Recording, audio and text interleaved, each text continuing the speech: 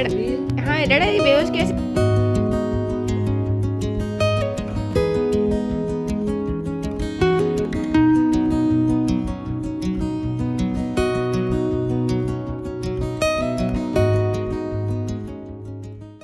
Hello guys, good morning, Radhe Radhe. बड़ों को tower की बहू को नमस्कार, छोटों को खूब सारा प्यार। तो स्वागत है फिर से आपका अपने चैनल टावा की बहू में।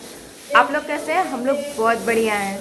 तो गाइस एक नए दिन के साथ एक नए व्लॉग की शुरुआत करते हैं। ये सुबह सुबह का टाइम है, मैं सब्जी काट रही थी और अब आप मेरी बैठ देख के समझ गए होगे पता नहीं क्या हो गया मुझे ना, अचानक से मेरी कमर में दर्द फिर से शुरू हो गया है। मतलब इतना कि एक्सट्रीम लेवल वाला जो होता है, जो पहले होता था वैसे। और अचानक मतलब मुझे याद है मैंने कुछ उठाया भी नहीं है।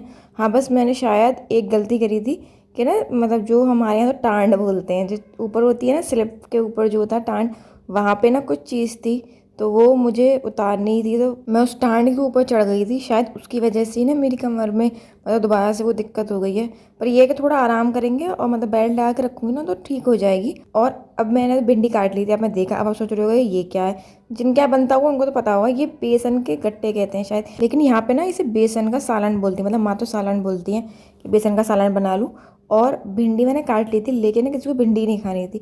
मतलब हम ना बहुत दिनों से ऐसी सब्जियां खा रहे हैं, कुछ नया नहीं खा रहे थे। वही भिंडी, लौकी, तोरई, आलू की सब्जी, बैंगन। तो ना मेरे हस्बैंड ने मना कर दिया था कि आज मैं नहीं खाऊंगा, कुछ अलग बनाओ। और इसकी वजह से ना आज हम इतने लेट हो गए। मैं डैडी से मैं डांट पड़ते पड़ते बची, क्योंकि ना मतलब डैडी का, मैंने आपको बहुत बार बताया कि डैडी का एक टाइम है कि उन्हें 1 बजे तक खाना चाहिए। और आज क्या हुआ, क्योंकि अभी मतलब मेरी वीडियोज़ में भी थोड़ा ऊपर नीचे हो रहा है, तो मैं एडिटिंग करती हूँ, थोड़ा टाइम लगता है। और फिर ना मतलब ये खाना बनाना मतलब सब्ज़ी बनाने का काम माँ का है, बाकी सब मैं करती हूँ, लेकिन सब्ज़ी बनाने का काम माँ का है। और माँ ना आज थोड़ा नहाने चली गई थी जल्दी, और पूजा की माँ ने, तो उसमें ना माँ हो गई लेट। और ये सब्ज़ी एंड में बताया कि ये बनना है, तो ना थोड़ा लेट हो गया। और हमारे आपको पता है कि गैस ख़राब है, इसके संग चावल भी बनते हैं हमारे यहाँ। मतलब बेसन के सालन के संग मेरे हस्बैंड और माँ सिर्फ चावल खाते हैं, और डैडी ने भी कहा था कि थोड़े से चावल हम खाएंगे।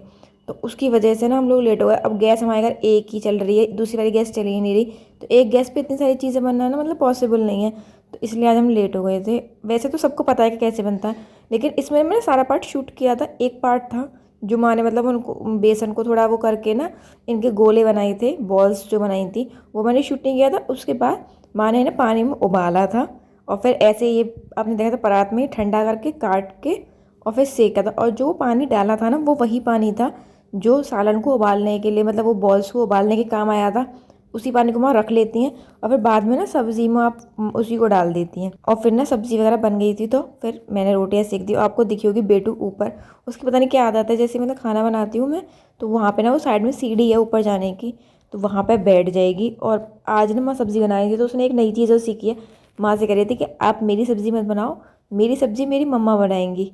मतलब कुछ नया सीखा है उसने, पता नहीं कहाँ से सीखा था। मैं कह भी रही थी कि क्यों बनाएंगी तेरी मम्मा, मैं बनाऊंगी। कि नहीं मेरी मम्मा बनाएंगी। और मतलब ना कहते हैं ना कहीं से नई नई चीज़ें सीख के आती हैं। आज माँ से कह रही थी कि ये घर ना मेरी मम्मा का है। मतलब मैंने उससे ऐसा कभी नहीं कहा, मैंने या किसी ने ऐसा कुछ नहीं कहा। हम कहते ही नहीं है किसका घर है किसका नहीं घर है।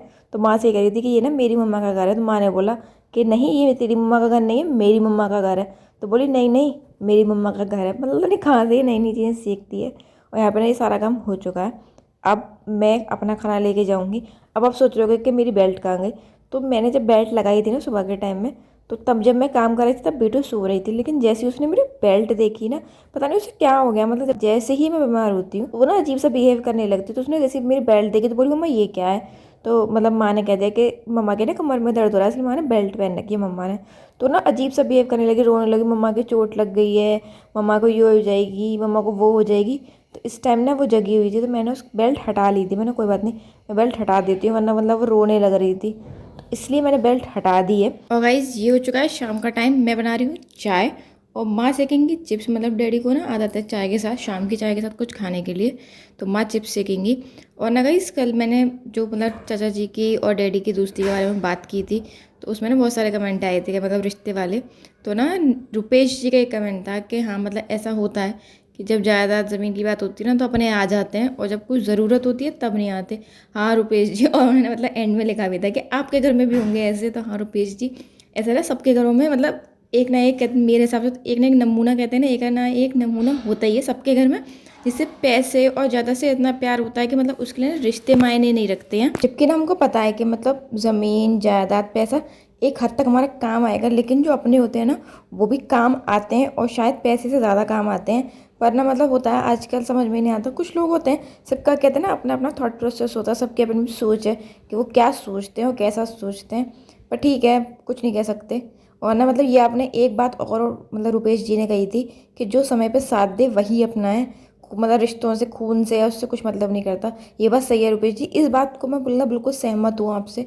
और मैंने ये देखा भी है कि मतलब जो खून के रिश्ते होते हैं ना वो एक बार को आप पीछे हट जाएंगे, लेकिन अगर जो दिल के रिश्ते होते हैं जिन्हें आपने दिल से बनाया है वो हमेशा आपका साथ देंगे। और मतलब मेरे पापा के भी बहुत सारे फ्रेंड्स ऐसे हैं, लेकिन यहाँ पे तो ये अनवर चाचा जी जीता जाता है एग्जाम्पल है इस बात का।